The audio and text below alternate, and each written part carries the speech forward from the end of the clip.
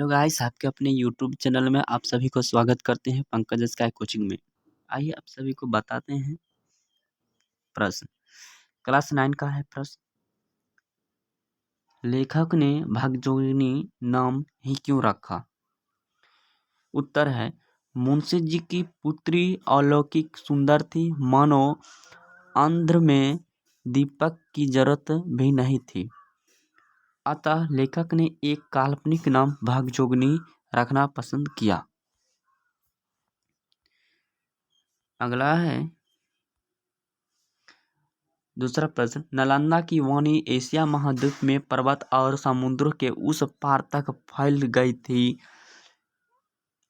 इस वक्त का आशय कष्ट कीजिए। इसका उत्तर है, प्राचीन काल में नालंदा विश्वविद्यालय भारत में विद्या और ज्ञान का महत्वपूर्ण केंद्रों में से एक था। यह बौद्ध शिक्षा का एक महत्वपूर्ण केंद्र था। यहाँ न तो केवल भारत के विभिन्न भागों से बल्कि एशिया एवं विश्व के विभिन्न भागों से विद्यार्थी आकर ज्ञान अर्जन करते थे। ठीक, और ये प्रश्न आपको समझ में आ गया होगा। अगला है 3 नंबर। तीसरा है, गृहस्थ कर्म विधान में स्त्रियों की तरह से गीत गाती हैं।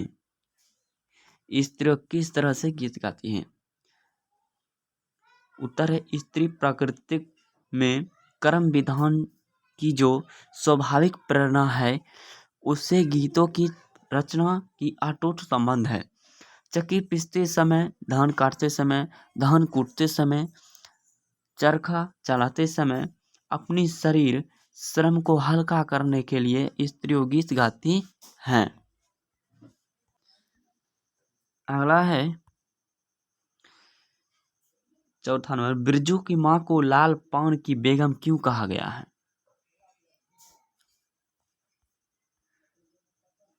इसका उत्तर है, लाल पान की बेगम कहानी का प्रमुख पात्र है बिरजू की मां। यद्यपि वह गुस्से में अबल रहती है, लेकिन डर गई तो गीत गाने में भी माहिर है।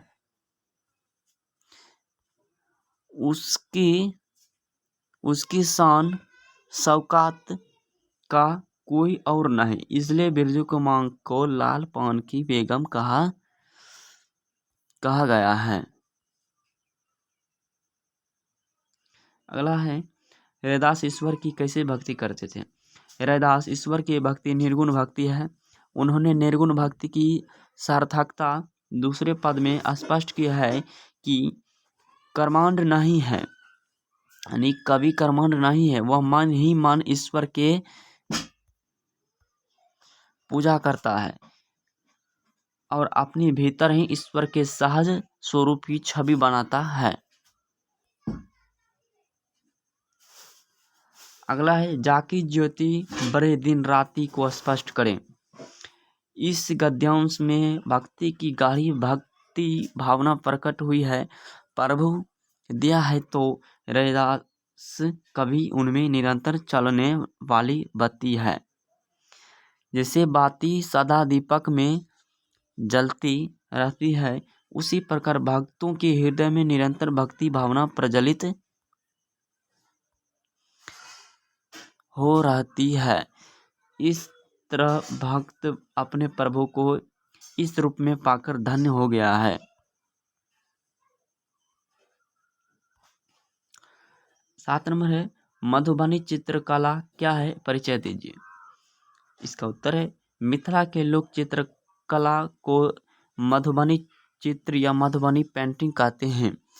इस चित्र के रंग विशेष शैली और चित्रकार वर्ग में विविधता पाई जाती है। सम्राट समाज से अलग कुछ दलित जाति के परिवार में इसके एक स्वतंत्र रूप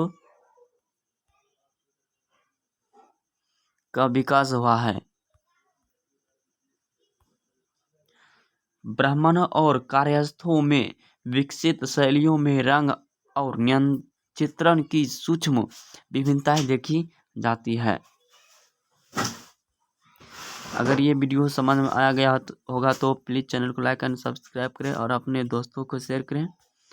अगर इसमें कुछ बोलने में त्रुटि हुआ तो सॉरी। जय हिंद, जय भारत।